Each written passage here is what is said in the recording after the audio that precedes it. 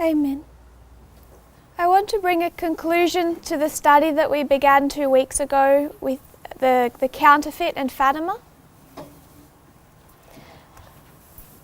I had it suggested to me before coming that I don't teach Fatima when I come here because it isn't necessarily necessary to understand the Diadochi Wars and for those presentations in between.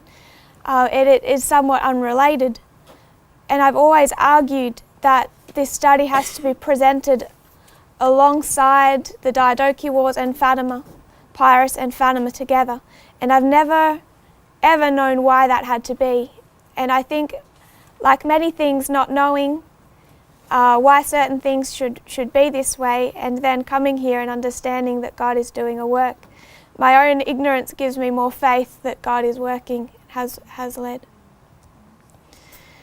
We've been looking at the King of the North and the King of the South and drawn our conclusions, all that I want to get to on that subject. What I want to do today is go back to Fatima and have a look at the papacy and hopefully come to some conclusions about what is going on within the papal hierarchy.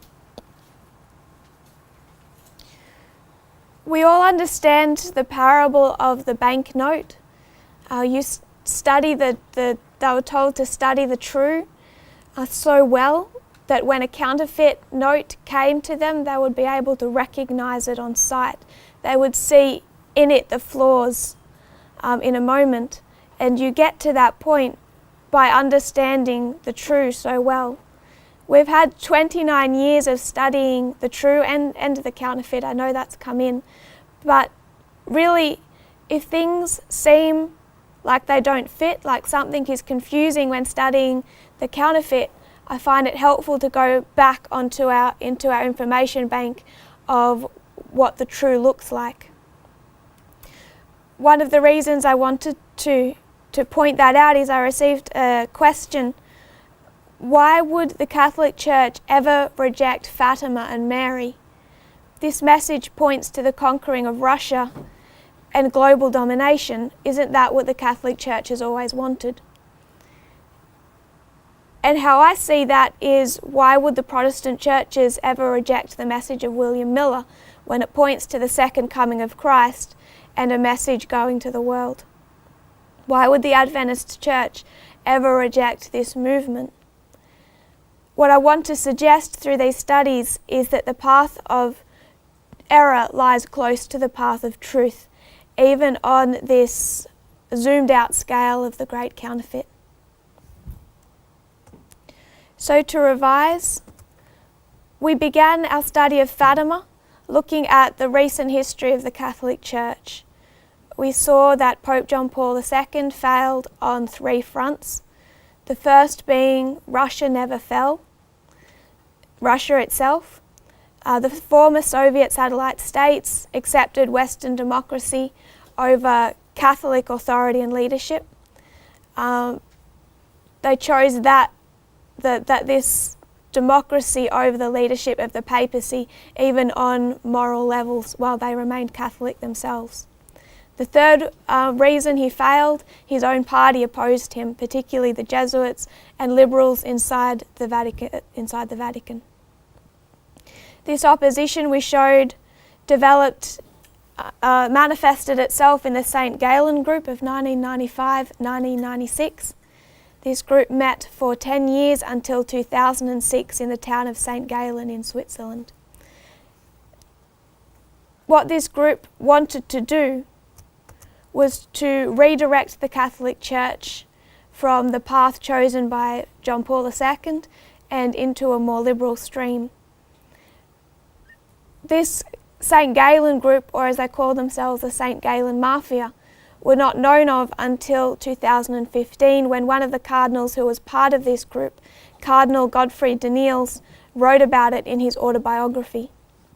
And then others who were part of this group came forward. The reason they could be so free now is that they'd actually already achieved their end goal with Pope Francis. The National Catholic Register of September 24, 2015 records this new information about Danneels. It says serious concerns are being raised about Cardinal Godfrey Danneels, one of the papal delegates chosen to attend the upcoming Ordinary Synod on the Family, after the Archbishop Emeritus of Brussels confessed this week to being part of a radical mafia reformist group opposed to Benedict XVI. This article then goes to list the laws coming into Belgium while Cardinal Danneels was stationed there. These lists on abortion, same-sex marriage, euthanasia, IVF research, and it shows how he took a very liberal, accepting stance on all of those laws within Belgium. They then show how in this coming synod, this country, far smaller than many African countries that have only one delegate representing them, are represented by 3 delegates. And Cardinal Danneels is listed out of 45 delegates as the second in importance, personally chosen by Pope Francis to participate in the upcoming meeting. So this shows just one little instance of something you can find in many places over since 2013 of Pope Francis stacking the Catholic Church with liberals. At the launch of the book in Brussels this week, his autobiography, the Cardinal said he was part of a secret club of cardinals opposed to Pope Benedict XVI. He called it a mafia club that bore the name of St. Galen. The group wanted a drastic reform of the Church to make it much more modern, and for Cardinal Jorge Bergoglio to head it. The group, which also comprised Cardinal Walter Kasper and the late Jesuit Cardinal Carlo Montini, has been documented in Austin Ivory's biography of Pope Francis, the Great Reformer. The Cardinal Jorge Bergoglio that they wanted to head this became Pope Francis, and they achieved their goal in 2013. And he has since been reforming the Catholic Church. An interesting article I want to read to you. 2 close associates of Pope Francis have accused American Catholic ultra-conservatives of making an alliance of hate with evangelical Christians to back President Trump, further alienating a group already out of the Vatican's good graces. This is a Vatican-vetted journal, and what these 2 close associates of Pope Francis did was they accused American conservative Catholics of going into an alliance of hate with the Protestant churches to back President Trump. What they're accusing their own people of doing, their own conservative Catholics, is going a union between Protestantism and Catholicism inside the United States to back the president. And this is an accusation coming essentially from the mouthpiece of Pope Francis himself.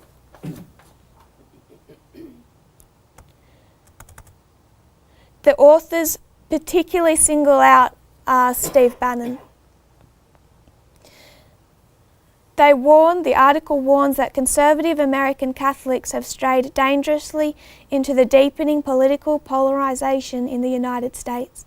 The writers even declared that the worldview of American evangelicals and hardline Catholics, which is based on a literal interpretation of the Bible, is not too far apart from jihadists. It is not clear if the article appearing in La Civiltà Cattolica received the Pope's direct blessing, but it was extraordinary coming from a journal that carries the Holy See's seal of approval.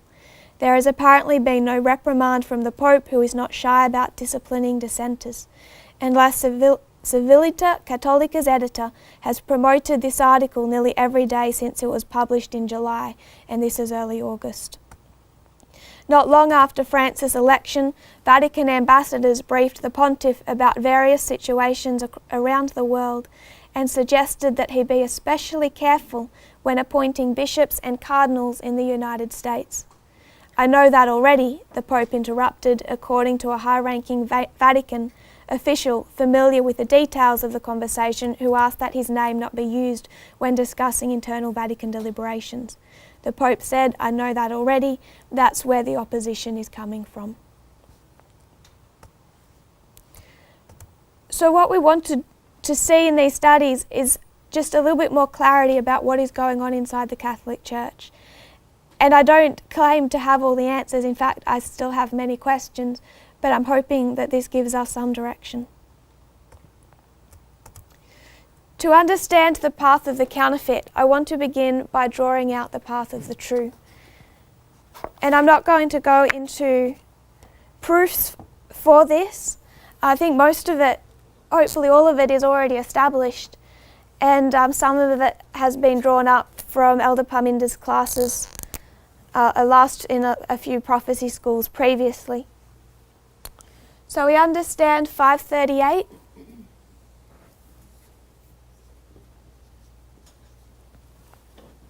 To 1798 is a 1260.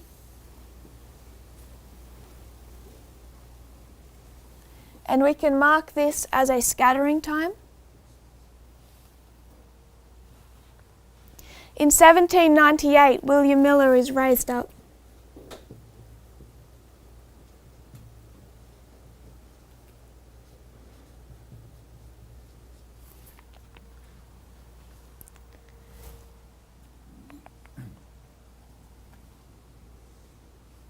Then there was an increase of knowledge.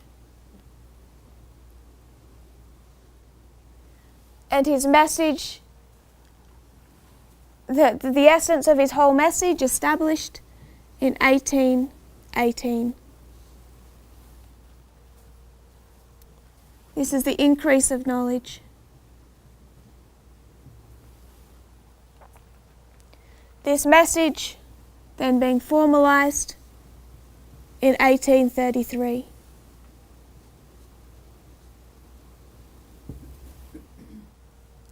We understand the history of 1844. I'm going to skip over most of that and go to October 22, 1844. This being 46 years.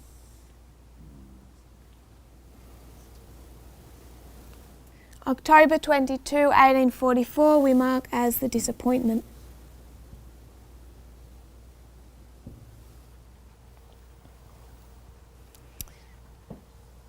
The church is then scattered. After the disappointment. I just want to read a couple of quotes. One, we won't go there, I'll just note, William Miller devoted 2 years to the study of the Bible when, in 1818, he reached the solemn conviction that in about 25 years Christ would appear for the redemption of his people. Just tracking that increase of knowledge till it's complete in 1818. If you turn to Review and Herald, November 1, 1850, paragraph 8. Sorry, paragraph 9.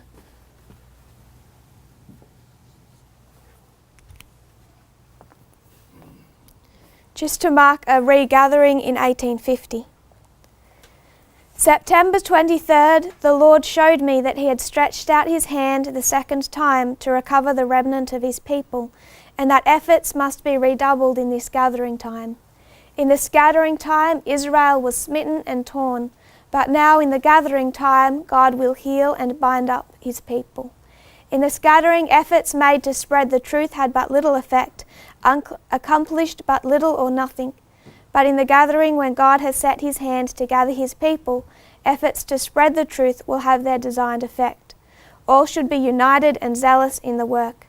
I saw that it was a shame for any to refer to the scattering for examples how to govern us now in the gathering. For if God does no more for us now than he did then, Israel would never be gathered. It is as necessary that the truth should be published in a paper as preached. So we understand a regathering, and with here we also mark the 1850 chart, which they were meant to take to the world.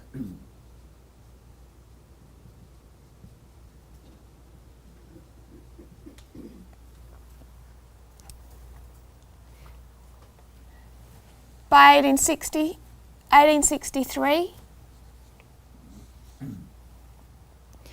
we also understand that they'd become Laodicea.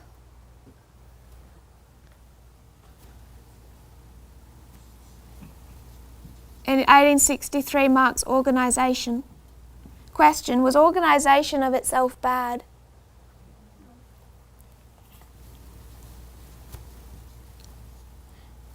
But what else they did here was reject the prophetic message.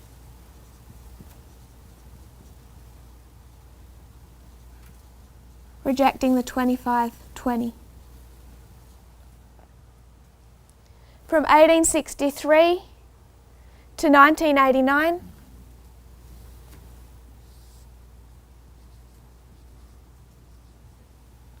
you have a scattering, and it's a 1-2-6. In the middle of this time, not in the middle literally, but in here, I want to mark 1888. And here you had 3 people take a message. This was Jones, Wagner, and Ellen White.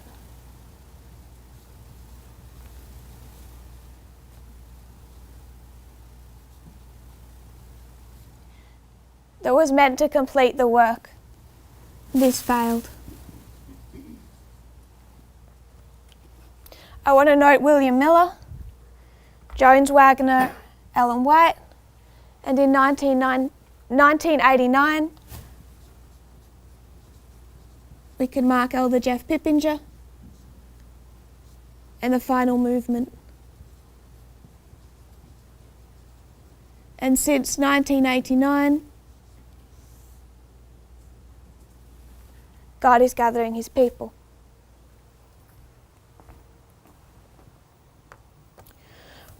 What I want to do is use this as our template and see how close the path of error lies to the path of truth. Tracing the history of the papacy from 1798, we already began this work with a study of Fatima. In those first couple of waymarks we touched on it, but we were making a specific application. The first part of this history I want to look at is the scattering of the papacy. I won't repeat in any detail what we did at the beginning, but we saw in 1798 the papacy was scattered. 1773 they had gone into apostasy. They'd abolished the Jesuit order. So essentially what they'd done is they'd stopped trying to control the kings and also ceased from persecuting God's people. So 1798 they go into a scattering time. And when does that end? We can mark in this time William Miller, Jones and Wagner, etc., but who is raised up here? Is it Ellen White?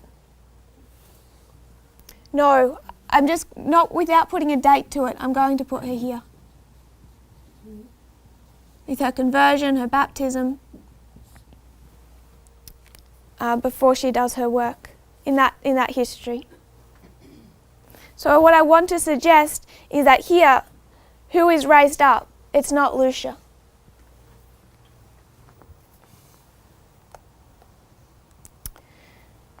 Eugenio Pacelli was the grandson of Mark Antonio Pacelli, who we mentioned when we did the study on the periods of 10.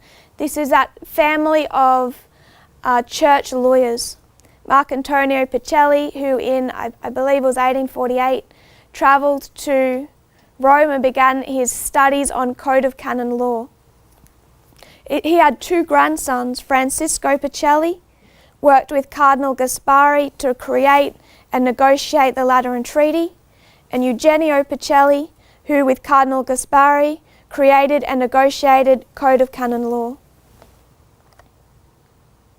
Much of the quotes I want to read to you come from this book, Hitler's Pope, and also we'll be using some excerpts from His Holiness on Pope John Paul II.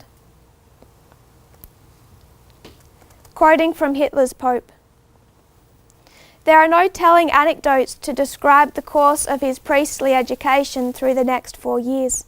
All that is known for certain is that he passed the necessary exams that qualified him to proceed to holy orders.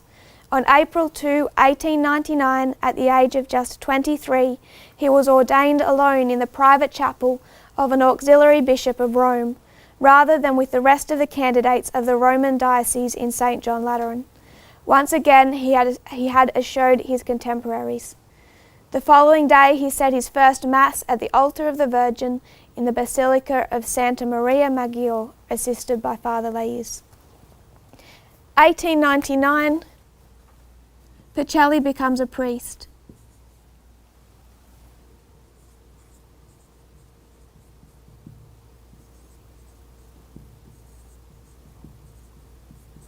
How old was he then? 23 years old. In the autumn, he registered again at St. Apollinaris Institute to study canon law.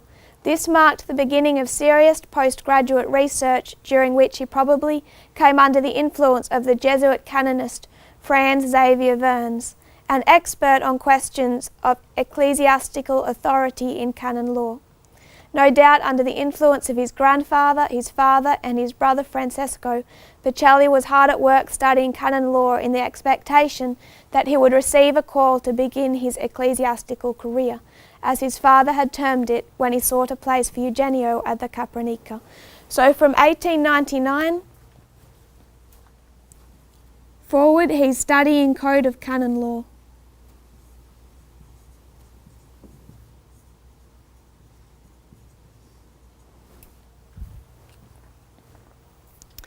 Details of how a high-level emissary headhunted the young priest have become legend, and this was Cardinal Gaspari who knocked on this young man's door and asked him to come and with him study Code of Canon Law and pretty much rebuild the entire code of Canon Law. And I can't remember the word.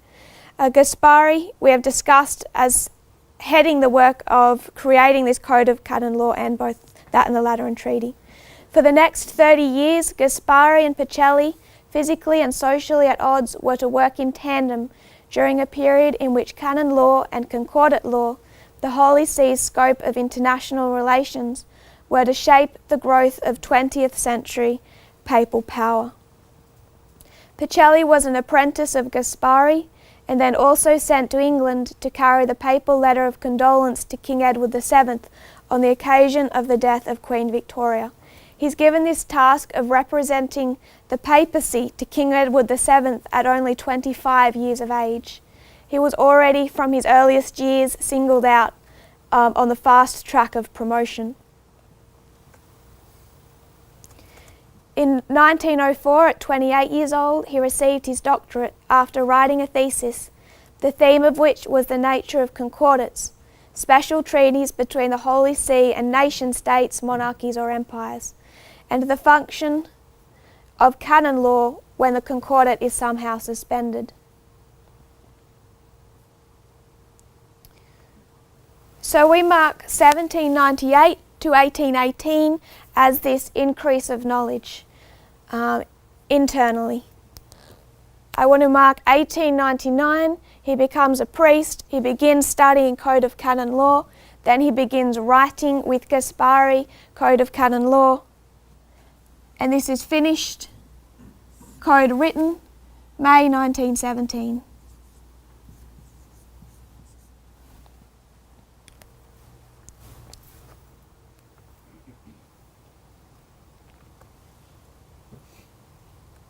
The complex task of tidying up concordat law was to prove more difficult than Vatican specialists had envisaged. In May of 1917, when the full code was published, it was Pacelli's principal task to eradicate obstacles to its full implementation in the largest and most powerful Catholic population in the world, Germany. We've heard of May 1917 before. What's May 1917? Fatima. I just want to remind us of this.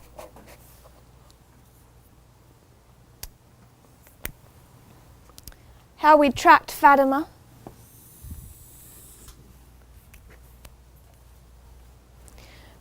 We'd seen 1916. An angel comes down and it comes down 3 times, the 3 components of the first angel's message. The first experience being fear. The second being a rebuke for not fulfilling what was required of them in the first. And the third, they're given the chalice and the host, the bread. This all prepared them for the 13th of May of 1917. This was when Mary comes down. We marked this as increase of knowledge. If you were to zoom in and just place Fatima on a form line, which is what we did, 1917, 13th of May, is the increase of knowledge as a waymark. All information was given here.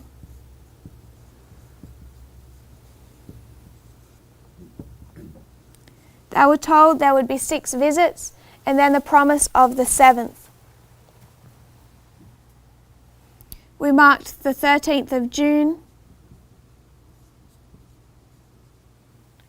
as the feast of St. Anthony.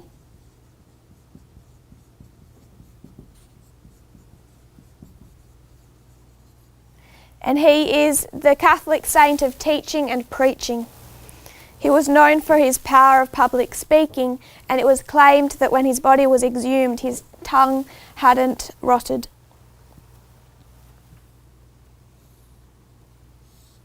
This all led up to the 13th of July, when the children received the 3 secrets.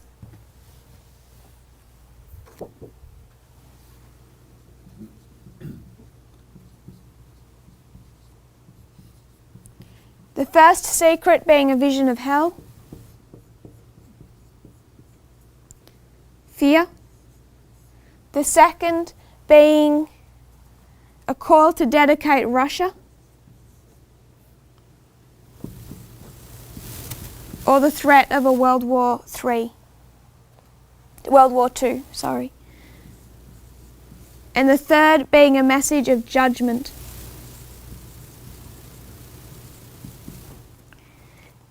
If they didn't fulfill the second and dedicate Russia, what they saw in the third secret was from the Pope all the way down to an ordinary Catholic that they would be killed, that they saw and pretty much just the slaughter of the entire Catholic Church.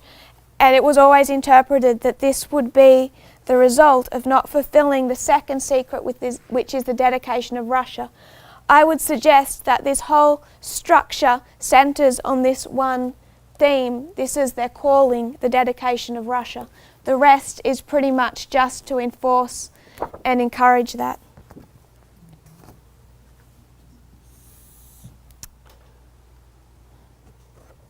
We saw that external enemies began their work in this history when the children's, particularly members of the children's families, never believed these messages and began persecuting them. But we saw that, as I would mark that as the external, they never claimed to believe these messages in the first place. Internal opposition began in August.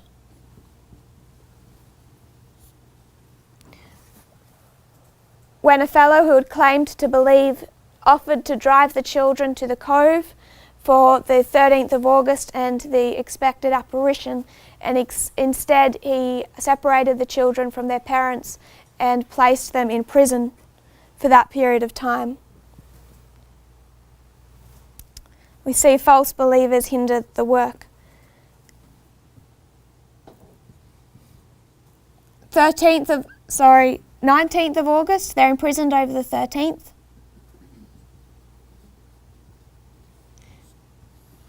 They see Mary, another apparition, and they're told to construct a chapel.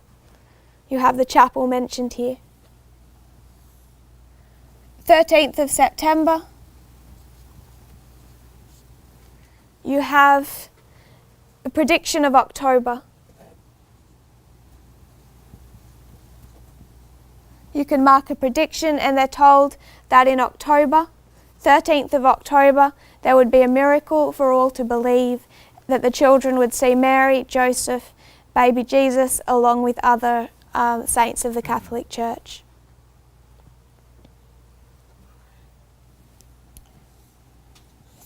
of October.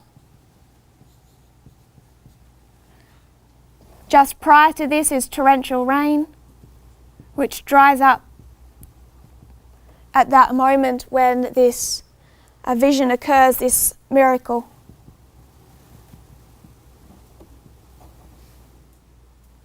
The children saw Jesus, Mary, Joseph, for the other Catholic that gathered there, which numbered 70,000 people, approximately. They saw a sign in the sun.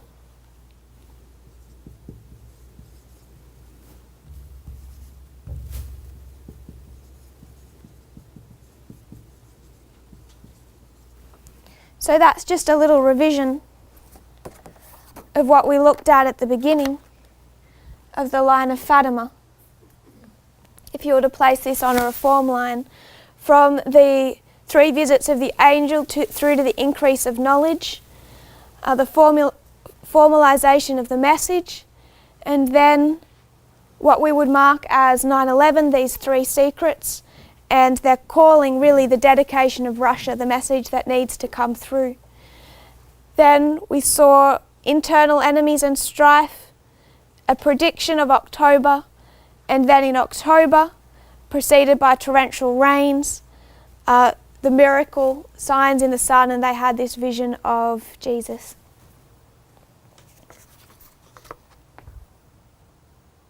What I'm marking on a larger scale is that May 1917 itself is the increase of knowledge. This was the message of Fatima that was to go to the Catholic Church. So I'm marking here our Code of Canon Law and also Fatima.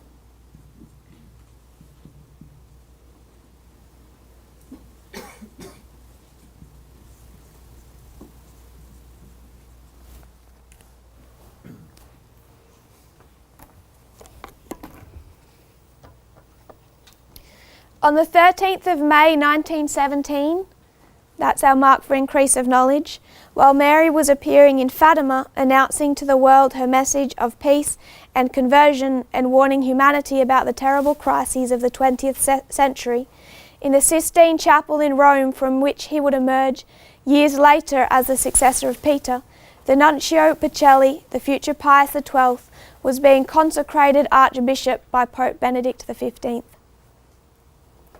Now quoting from Hitler's Pope, those with a mind to read significance into Marian dates would later note that Pacelli was made a bishop on the very day, Sunday, May 13 of 1917, when 3 children were said to have witnessed a lady all of dazzling light at a place called Fatima in Portugal.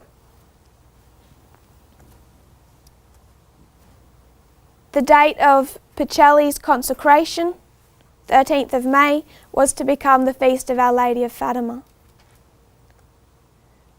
The reason that Pacelli was made Archbishop on the 13th of May was that was the post that he needed to occupy to be sent to Germany and do this work.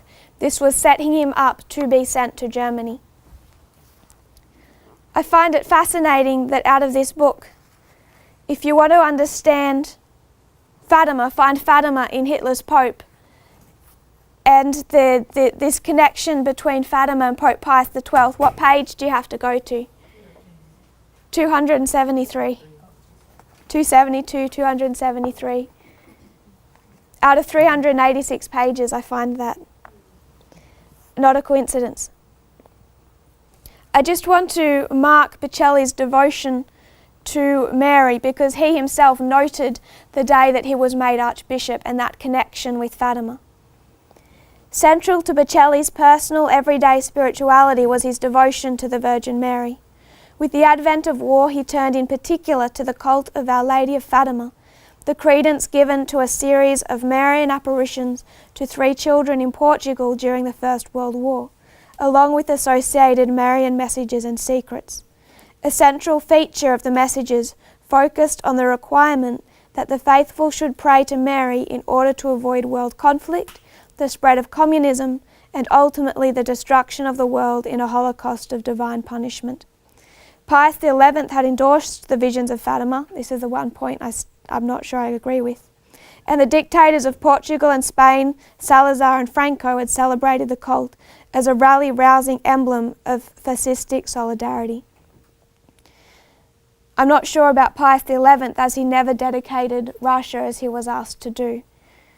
Bocelli not only gave it credence, as would John Paul II, but also saw a mystical link in the circumstances that he had been raised to the episcopate on May 13 of 1917, the date of the first apparition, and subsequently the cult's feast day. In 1940, the surviving seer Lucia wrote to Bocelli requesting him, as the Virgin had commanded, to consecrate Russia to the Immaculate Heart of Mary, which he attempted in 1942. This was a failed attempt, and the fact that he had not carried it out with the Virgin's specific instructions was later deemed to have resulted in the expanding power of the Soviet Union during the Cold War. So that is, if you're a strict Catholic, the Cold War, the expanding power of the Soviet Union is the fault of Pope Pius XII's failure to dedicate Russia.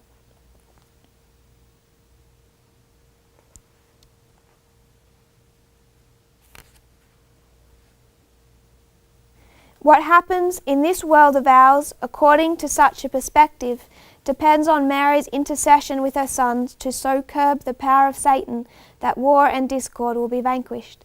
The conditions of this virtual appeasement operate on the basis of Marian revelations, sanctioned as authentic by the Pope, whose power is thus parallel to Mary's. There has been a close link in the minds of modern popes between Mary and papal authority. In short, the unfolding of human history depends not on communitarian and societal action and responsibility, but upon miraculous interventions mediated by Mary and endorsed by the papacy. The Second World War, according to some interpreters of the cult, had seen Christ's kingship challenged by the powers of Satan, and Christ's victorious supremacy temporarily suspended. The Pope Pius XII was in the habit during World War II of conducting a form of exorcism to cast out the devil that he assumed inhabited the soul of Hitler, which he did in the dead of night in his private chapel in the papal apartments. So that's how you handle the beast that's giving you problems. So that is how Pope Pius XII viewed his connection with Mary and Fatima. We studied in a class, Elder Parminder's class, about a week, 2 weeks ago, the difference between 2 types of prophets. That one has a direct communication with God and another is divinely led. And here we see 2 types of prophets. One, Lucia, direct communication from God, and Satan, Pope Pius XII, divinely led, satanically led. So at the time of the end, he's raised up, he experienced an increase of knowledge, code of canon law, finalising itself when that law is completed, and the vision of Fatima.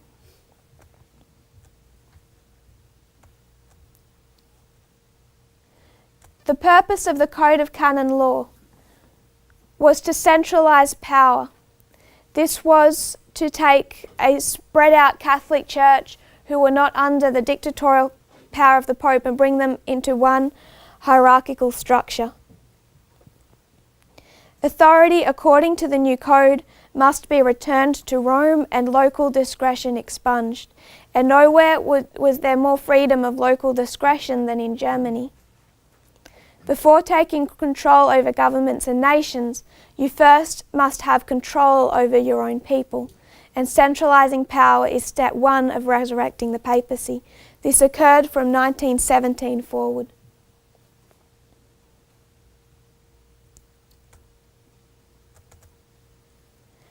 These Code of Canon Laws, quoting from Hitler's Pope, were packaged in a manual, published, brought into force in 1917. That new code, as we have seen, was a work dedicated to the concentration of church authority in the person of the Pope. Here in this act of supreme symmetry and centralisation, as far as Pacelli was concerned, lay the future source of Catholic unity, spirit, culture and authority. So when we come to the internal, we can see first the church and then the world. And when it comes to the counterfeit, you can't go to the world and start interacting on that stage until you first have control of your own church. This attempt at centering of power at the Vatican was opposed by many within the church structure who saw it as unacceptably authoritarian, and nowhere was it more opposed than the church in Germany. Before World War I, Germany donated more funds to the papacy than all the other nations of the world put together. It was Pacelli, Pope Pius XII, who was to be made a bishop on the 13th of May 1917 for the purpose of being sent to Germany to bring in the Code of Canon Law. So while it's written at this point in time, it has not been implemented. One man, Adolf Hitler, was to stand between Pacelli and his dreams of a super concordat that would impose the full force of canon law equally on all Catholics in Germany. Anticipating that final negotiation, the principal condition imposed by Hitler in 1933 was to be nothing less than the voluntary withdrawal of German Catholics from social and political action as Catholics, including the voluntary disbanding of the Centre Party, by then the sole surviving viable democratic party in Germany. This abdication from political Catholicism was implemented by Pacelli himself, who by this stage had become Cardinal Secretary of State to the Vatican, using the considerable powers of persuasion at his command, and he was not afraid to resorting to blackmail and open threats. Pacelli's remarkable agenda was impelled, as we have seen, by an almost messianic conviction through 3 generations of the Pacelli family that the Church could survive and remain united in the modern world only by strengthening papal authority through the application of law.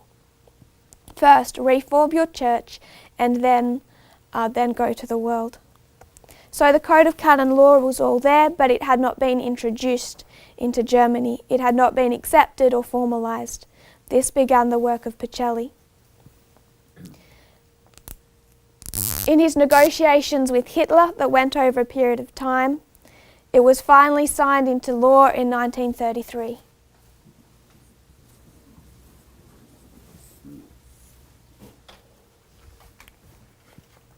Only a dictator could have granted Pacelli the sort of concordat he was seeking. Only a dictator of Hitler's cunning could have seen the concordat as a means of weakening the Catholic Church in Germany. After it was all over, when Pacelli and Hitler had reached their fateful accord in July of 1933, both men expressed their separate views of the treaty's significance. The gulf between their aims was remarkable. Hitler declared, "The fact that the Vatican is concluding a treaty with the new Germany means the acknowledgement of the National Socialist state by the Catholic Church. This treaty shows the whole world clearly and unequivocally that the assertion that National Socialism is hostile to religion is a lie." So what Hitler is saying here is that he has the blessing of the papacy. Pacelli was not pleased with this statement and said that the historic victory was entirely that of the papacy, for the treaty emphatically did not mean the Holy See's approval of the Nazi state, but on the contrary, the total recognition and acceptance of the Church's law by the state. So we can see problems developing right back here, and as we've suggested before, this is a history of failure, and this beast does not like to be ridden. The treaty was formally signed in by the Secretary of State on July 20 by Papen and Pacelli.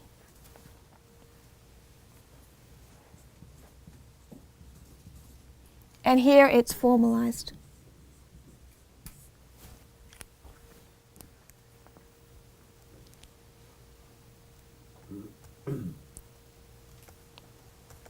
Who could not now doubt that the Nazi regime had the blessing of the Holy See?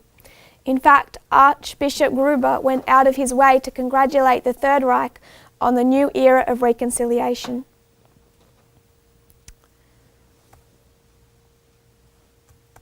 But Hitler wasn't so easy.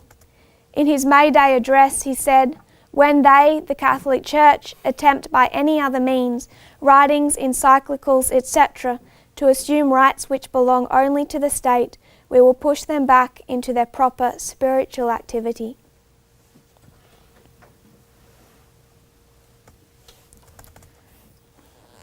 So we see from 1933 to 1945, this relationship, I would suggest, if you want to know more about it in Hitler's Pope, this relationship between Hitler and the Vatican.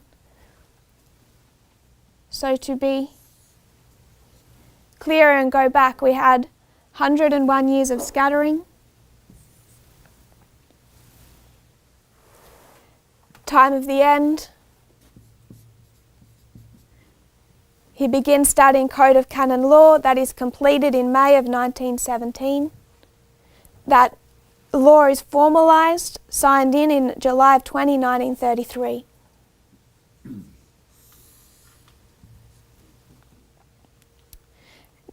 All of this, and I would suggest there's more history in here to line up, but I'm still working on that. 1945, we see the defeat of Hitler and a disappointment.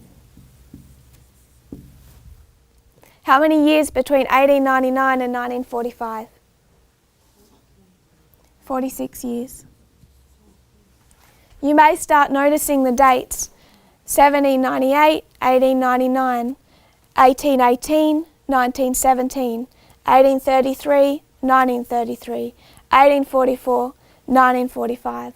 What I'd like to suggest is through this history, Satan is paralleling his church, paralleling Christ's work with his church, with Satan's work with his own church, trying to replicate what God has done within the Millerite movement and forward. So what was Pope Pius XII's stance during this time? I want to make special note of this because I think it becomes relevant for us today. Pope Pius XII was always careful to not give Hitler his public endorsement. As stated in this book, he always knew that that Hitler would go to war with the Soviet Union, even through that whole pact with that Molotov-Ribbentrop Pact. Pius XII still knew that there would be war between the two, and as a dedicated student of Fatima, he knew the role that Hitler would play in that, and that's one of the reasons that he supported Hitler. But publicly, he was very careful to not give his full endorsement. And I would like to suggest that it explains this reason to us. In page 229, Sir Orme Sargent, also of the Foreign Office, wrote a memorandum that charged Pacelli with moral impotence. What the British Foreign Office, United States government, what these other, the Allied powers were trying to do was have Pope Pius XII speak out in condemnation of fascism and Hitler and condemn the Holocaust, and this he refused to do for the entirety of the war.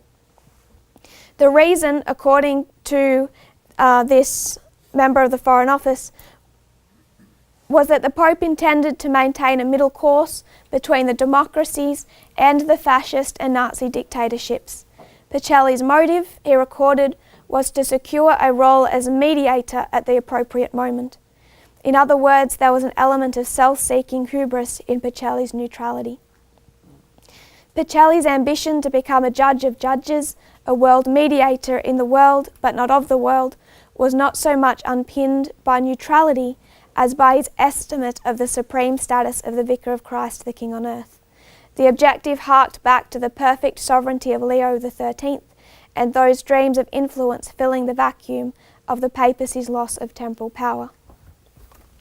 So what I want to note there is that he is giving the appearance of neutrality.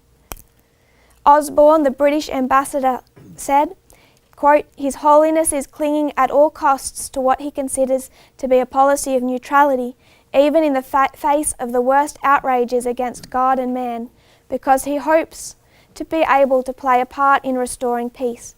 He does not see this silence is highly damaging to the Holy See and is entirely destructive of any prospects of his being listened to."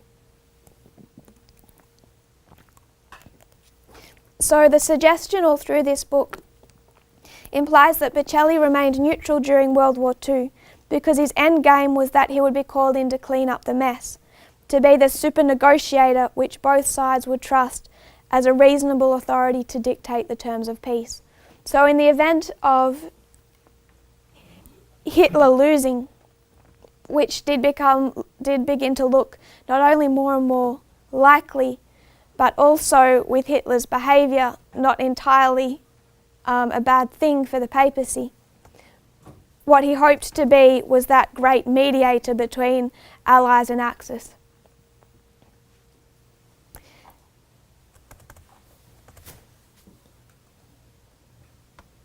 Through this time, though, Pacelli also called the Soviet Union the one real and principal enemy of Europe.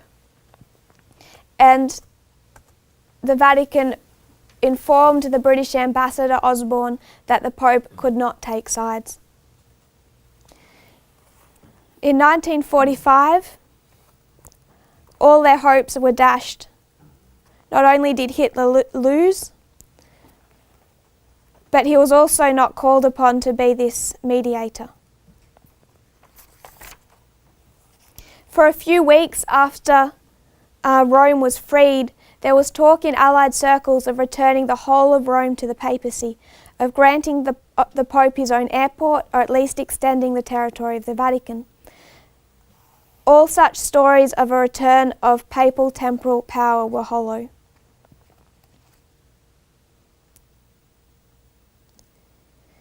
And in 1945, as Rome is freed, the political situation in Italy overshadowed all of Pacelli's other concerns.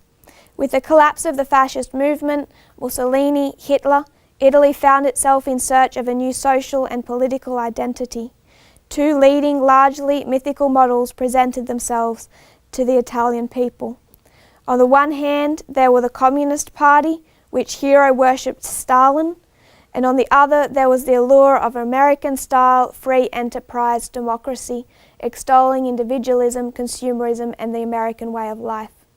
Publicly disdaining these foreign models, the communists above all, Pacelli was to urge a third option, the prospect of winning over Italians to Catholic renewal, according to the pontiff's vision of the Church. For Pacelli, the best of all possible worlds was the Spanish model of a seamless Catholic corporatist state, that is, a leadership based on selection rather than election, a partnership between two sovereignties, the temporal and the spiritual, both Catholic and loyal to the pontiff, so union of church and state. Despite Franco's readiness to impose his will on the church, Pacelli was to honour the Cordillo with the highest Vatican decoration, the Supreme Order of Christ. Pilgrims sponsored by Franco would cry out in St. Peter's Square, "Spain for the Pope," and Pacelli would call back, "And the Pope for Spain." So it was this union of church and state that Pacelli wished for Italy, and it was this same result that John Paul II was pushing for when the Soviet Union collapsed. Not Western democracy, not the Communist Party, but this third option, Catholic corporatist state. Like John Paul II, Pope Pius XII's hopes were disappointed in 1945. In his Christmas broadcast, Pacelli grudgingly and guardedly gave democracy his blessing. The United States he believed stood for a dangerous relativism that entertained all manner of creeds, denominations and affiliations, including Protestantism and Freemasonry. So he surrenders to Western democracy taking over in the absence of fascism. Also at this time, Italy became the front line of the East-West divide. The enemy was at the gate, and Pacelli feared an imminent communist takeover of Italy. So, 1945, the disappointment. From 1945 forward, you have this fall of the Iron Curtain, the development of this East-West divide, and the Catholic Church has pretty much lost its status in those Catholic Soviet states. Hope for bringing them back.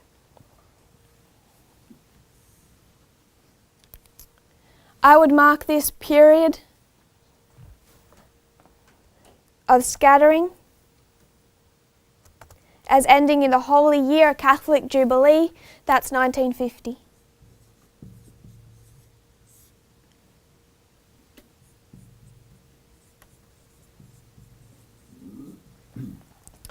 What Pacelli did in 1950. First of all, back to the true. 1850 marks the printing of a new chart. The truths that were established back here are rewritten, recoded onto this new chart. Ellen White says, God showed me the necessity of getting out a chart. I saw that it was needed, and the truth made plain upon tables would affect much more and would cause souls to come to the knowledge of the truth.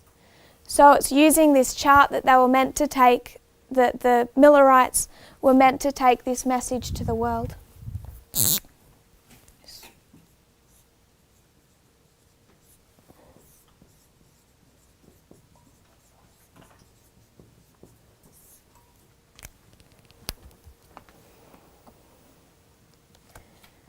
Chapter 19 of Hitler's Pope details this time. I find it interesting that it's called the Church Triumphant.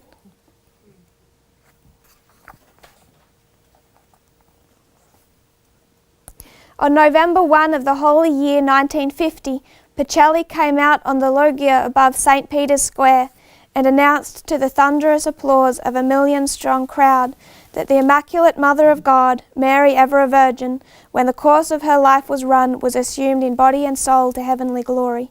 The formal definition of the dogma of the Assumption was published 3 days later. It was the first, and remains to date the only solemn and irreformable decree made by a pope according to the definition of infallibility at the First Vatican Council of 1870. So in 1950, you have the dogma of the Assumption. What that chart did was restructure with other truths brought in, the truths that William Miller had brought to light in this time period.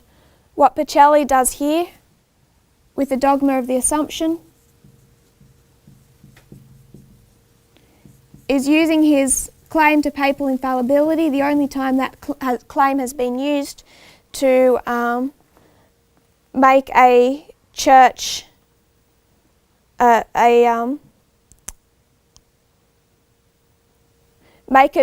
Catholic decree irrefutable, was this dogma of the Assumption.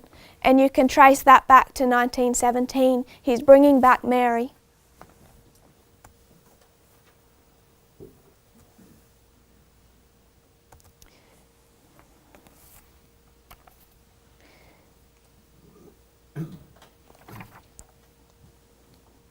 There was a sense of militancy and defiance about the timing of this dogmatic formulation. Ever since 1940, Franco of Spain had used the cult of the Assumption, associated in Spain with Mary's Queenship of Heaven, as a rallying cry against communism. The Assumption was central to Marian privileges extolled by various Spanish legionaries and armies of Mary. Holy pictures and medallions illustrating the Assumption mystery accompanied Franco's volunteers to the Eastern Front against the Red Army, against communism. The dogma was doing something spectacular for Mary.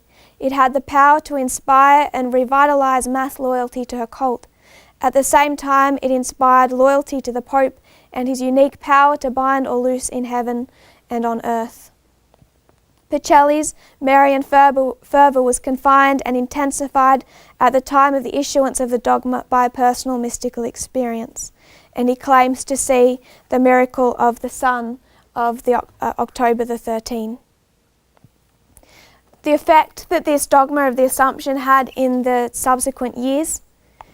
The Assumption dogma, combined with this papal vision, anticipated the declaration of a Marian year for 1954, prompting widespread crusades of Marian prayer, rallies, coronations of her statues, special masses and dedications of her shrines, together with countless Marian apparitions and sightings. A Spanish Jesuit reported sourly that gusts of apparitions are sweeping through the eastern and western peoples of Europe, and the marvelism has flown as far as America and Asia, where it has produced a no less splendid flowering of prodigies.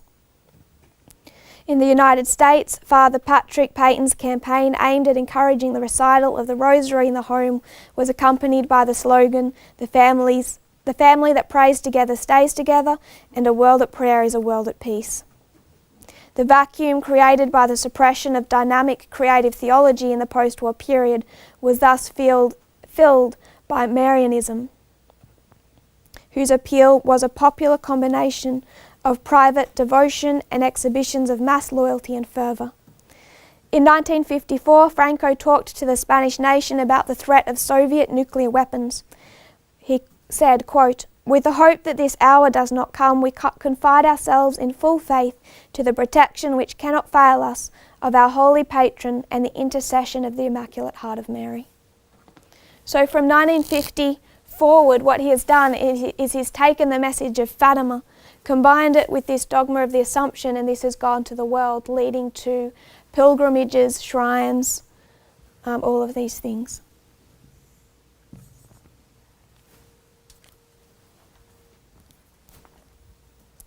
In 1958, Hitler's Pope Pius XII, died. In his place came Pope John the 23rd.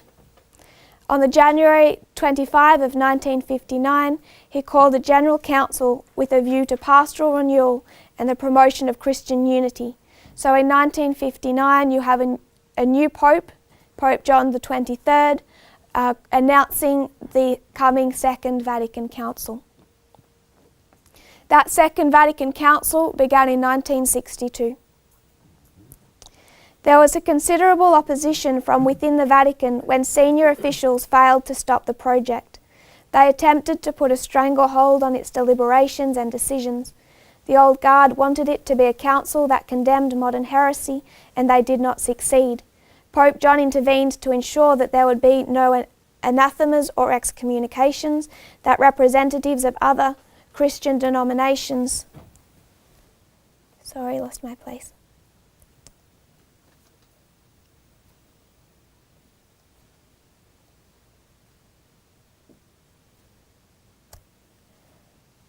Pope John intervened to ensure that there would be no anathemas or excommunications, and that representatives of other Christian churches would be present. His insistence on the principle that the church should develop and change with society and history signalled the potential for radical reform. Beginning in 1962,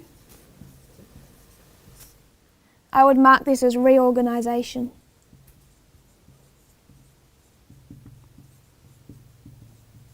And what I want to suggest, which has implications for our time, that for them, that reorganisation to come up in line with the modern world was for them a good thing.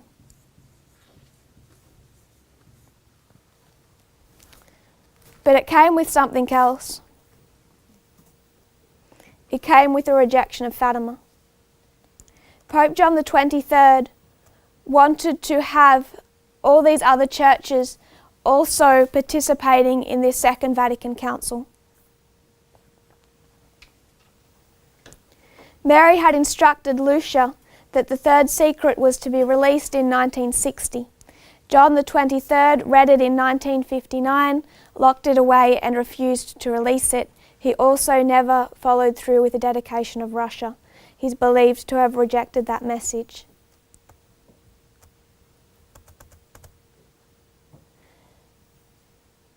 Those who passed by the convent of the Little Sisters of the Poor in Borny, on the outskirts of the French city of Metz, never imagined that something of transcendental importance occurred in the residence of Father Lagarde, the convent's chaplain. In the hall of this religious residence in August of 1962, 2 months before the Second Vatican Council opened, a secret meeting of the greatest importance between two high-ranking personalities took place. One dignitary was Cardinal of the Curia, Eugene Tisserand, representing Pope John XXIII. The other was a Metropolitan, Nicodim, who spoke in the name of the Russian schismatic church. This encounter had consequences that changed the direction of the council, which was already prepared to change in the trajectory of the very history of the church in the 20th century. What was the matter of such great importance that was resolved at this meeting? Based on the documents that are known today, there it was established that communism would not be condemned by the Second Vatican Council. What Pope John XXIII does in 1962 is to have the Catholic Orthodox Church represented at the Second Vatican Council. He goes into a secret deal with the Soviet Union. In 1962, the Vatican and the Russian Church came to an agreement. According to its terms, the Russian Orthodox Church agreed to send observers to Vatican II under the condition that no condemnation whatsoever of communism should be made there. It was expected that at this point in time, the papacy would make an official proclamation rejecting, condemning communism in strong language. And actually that whole declaration had been drawn up and was ready for the Second Vatican Council, that they would make this statement against communism. But instead, Pope John XXIII has that squashed, and it sat until since the year 2000, I think it was about 2007, it sat in Vatican archives, virtually unknown because it was still written in Latin.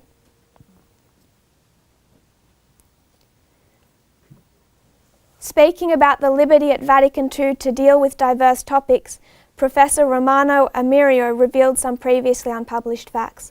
The salient and half-secret point that should be noted, he stated, is the restriction on the Council's liberty to which John XXIII had agreed a few months earlier, in making an accord with the Orthodox Church by which the Patriarchate of Moscow accepted the papal invitation to send observers to the Council, while the Pope, for his part, guaranteed the Council would refrain from any condemnation of communism. And this negotiation took place at Metz in August of 1962.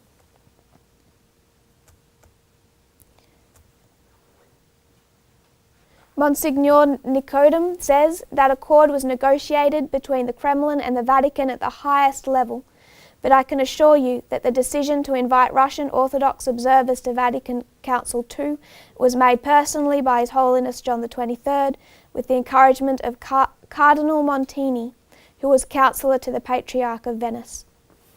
So, reorganisation in 1962, but they reject their message. A rejection of Mary and a rejection of Fatima.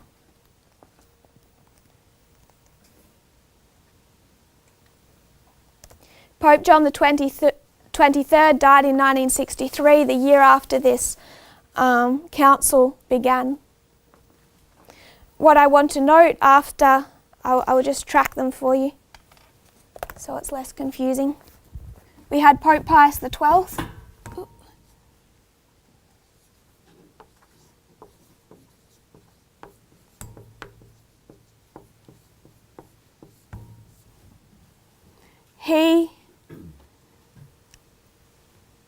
After he died, you had Pope John XXIII.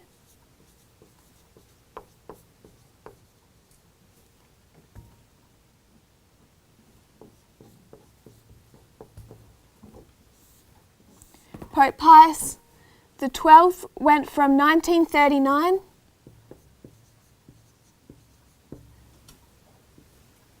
to 1958.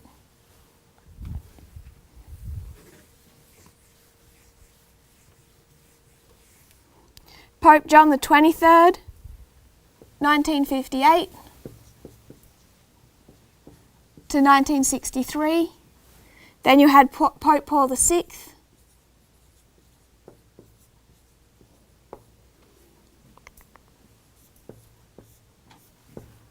1963 to 1978. Then you had Pope John Paul I. 1978. He died 33 days after becoming Pope. So from 1978, you have Pope John Paul II. 1978 to 2005. Then we know that there was Benedict XVI.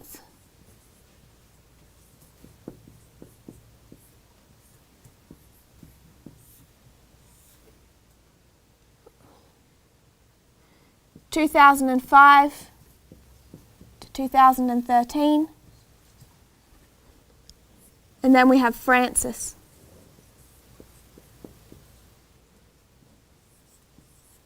(2013) forward. So after Pope John the 23rd died in the second year of the Vatican Council, Pope Paul VI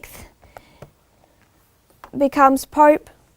And I just want to note a paragraph from Hitler's Pope who discusses Pope Paul VI back when he was working for Pope Pius XII. In October of 1954, Pius XII actually expelled Montini, Pope Paul VI, sending him to the awkward, overpopulated Archdiocese of Milan with no hope of getting a cardinal's hat. It has been suggested that Montini, the future Pope Paul VI, had offended Pacelli by exposing irregularities at the Vatican Bank, now run by two of Pacelli's nephews. More to the point, enemies of the Curia thought that Montini was getting soft on socialism. So what was Montini's problem? Like Pope John the 23rd, Pope Paul VI was soft on socialism, on communism. It's believed that when Pope Paul VI did visit Fatima, that Lucia tried to speak with him, and he cut her off and said, "Go speak to your bishop." He didn't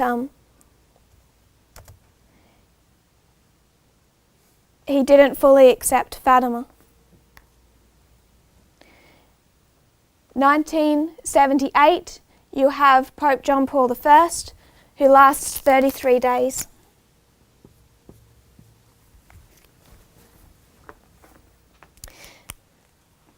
Before Pope John Paul II takes his place.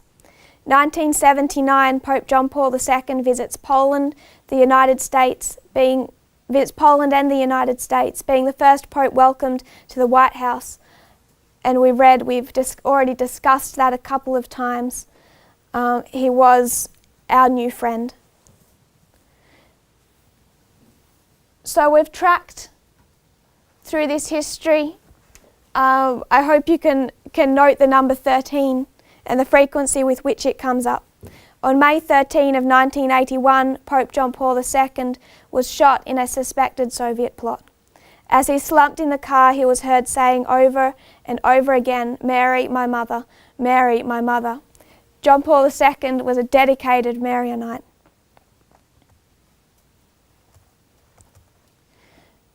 When he survived that attack, the first thing he wanted was to read that third secret of Fatima.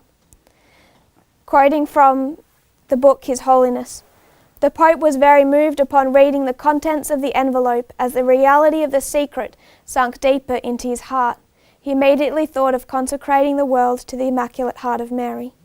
He believed that on the May 13 of 1981, which was the 64th anniversary of the first apparition in Fatima, the Blessed Mother guided the bullets that shot him to protect him from death.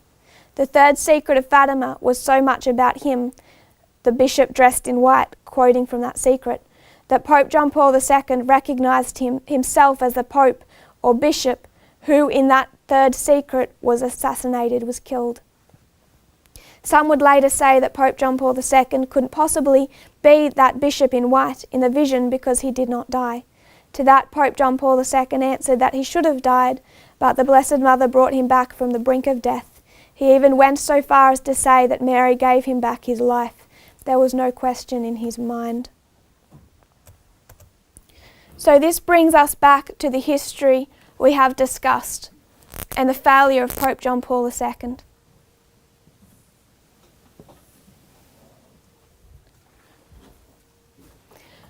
What is 1989 for the counterfeit?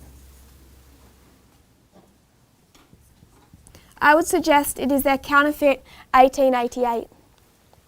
Back here we see Pacelli, who we could mark as Pope Pius XII. And what does the number 12 make us think of?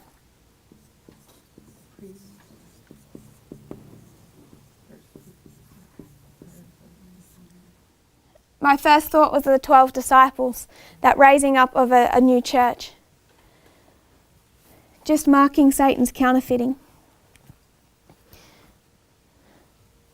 Then we have Lucia.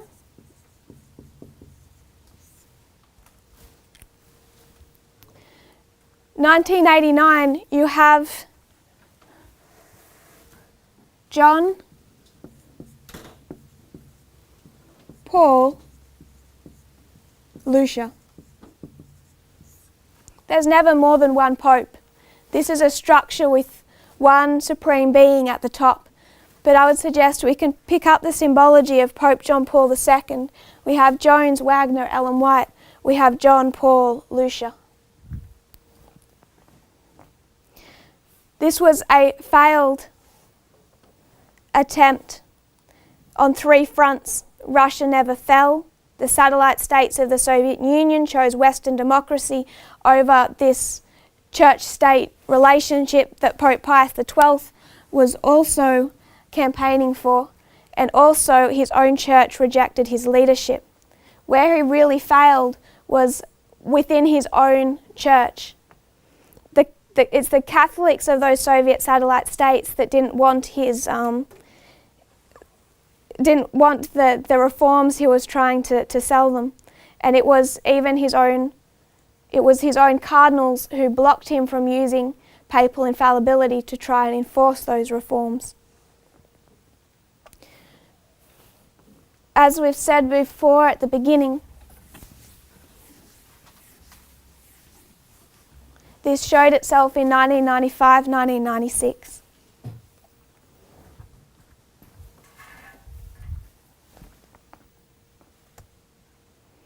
With the St. Galen group.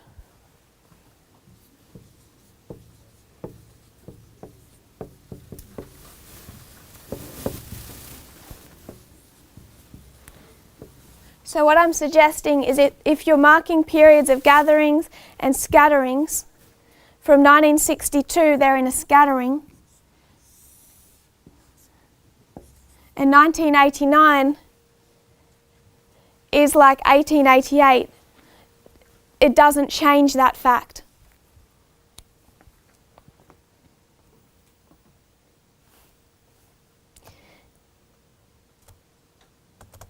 The third secret of Fatima was made public by John Paul II on the 13th of May 2000 at the beatification Mass of Francisco and Jacinta Marto, the other two children of Fatima. Lucia then died on the 13th of February 2005, tracking the number 13. I would suggest that the papacy has been scattered for the majority of our reform line. Pope Pius XII was raised up. He was actually raised up after Pope Pius XI at a very convenient point in time.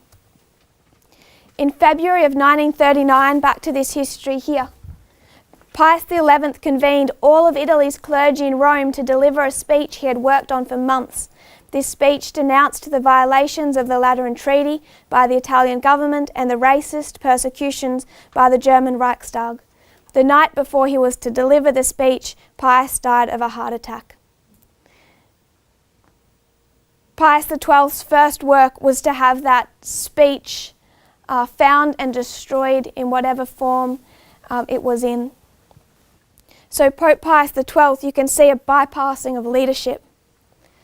Pope John Paul II, you can see this bypassing of leadership, 33 days with the Pope before lasting only 33 days, suspected poisoning at both, preceding both of these popes who were raised up.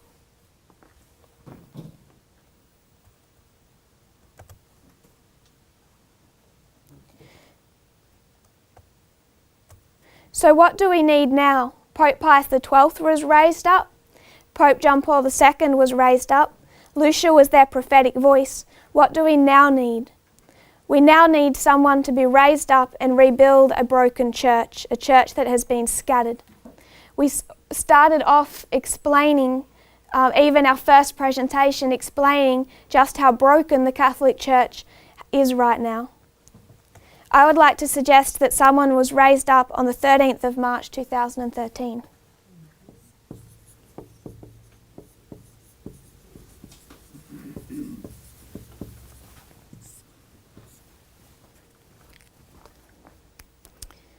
It's been 1,100 years since a pope chose a name without a number.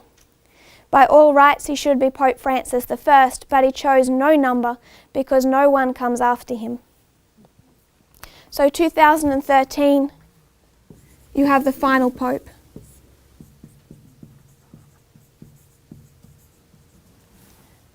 March 13. And this is Francis. No number, 1,100 years since a pope did not choose a number with his name. He should be Francis I.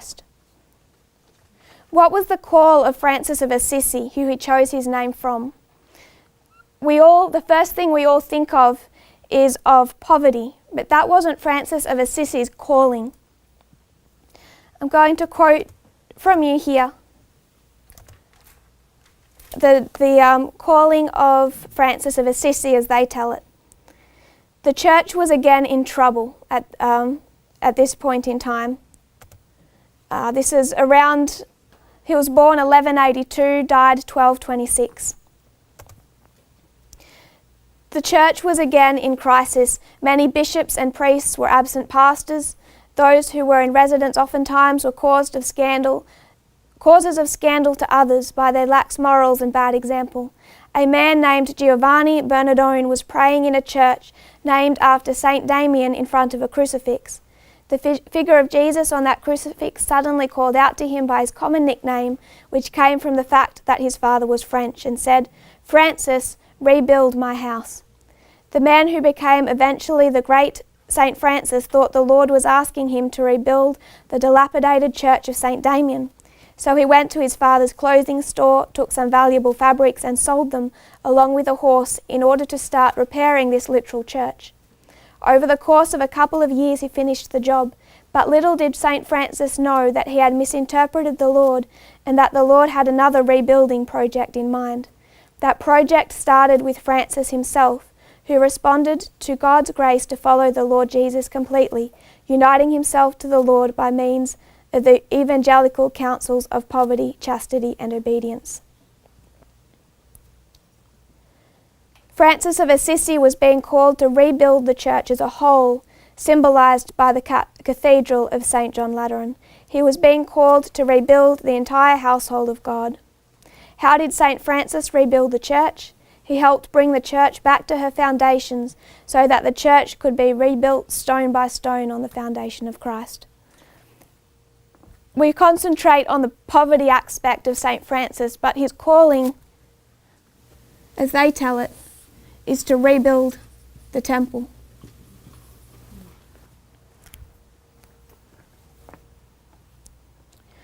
I would suggest that this work began in 2013, just the same as Pope Pius XII had to first bring his church under control, particularly in Germany. Pope Francis is currently working to bring his church under control, primarily in the United States, where, quote, opposition is mainly coming from.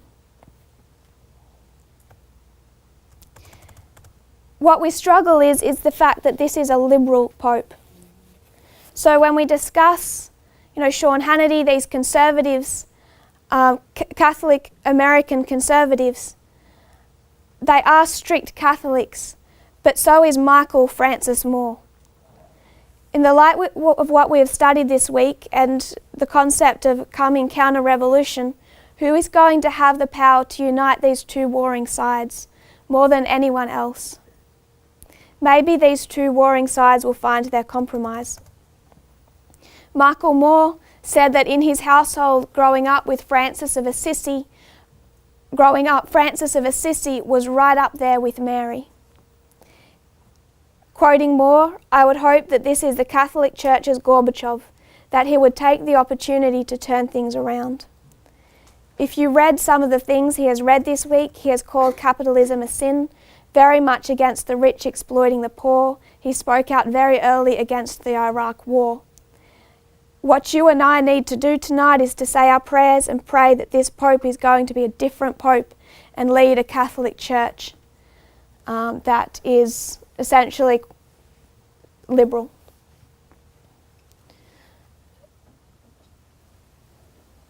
I find it, I don't have a clear picture of how that union would take place when Francis is currently waging war within the conservative elements of his church. But you do have a Pope that liberal Catholics like Michael Moore are rallying behind.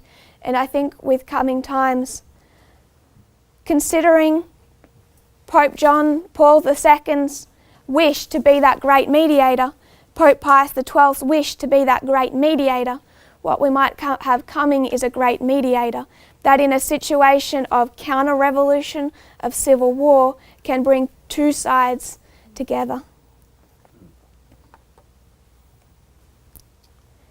We'll close with a prayer. Oh, one other thought, sorry. Just quickly.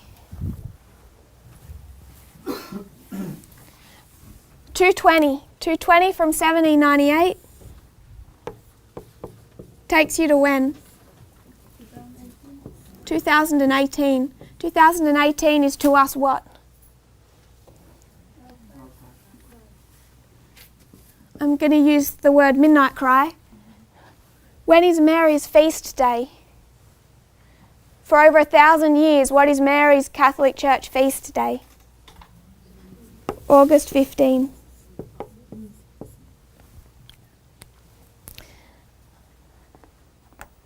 I would suggest if something is going to bring this civil war inside the Catholic Church to a close, that maybe this isn't far away.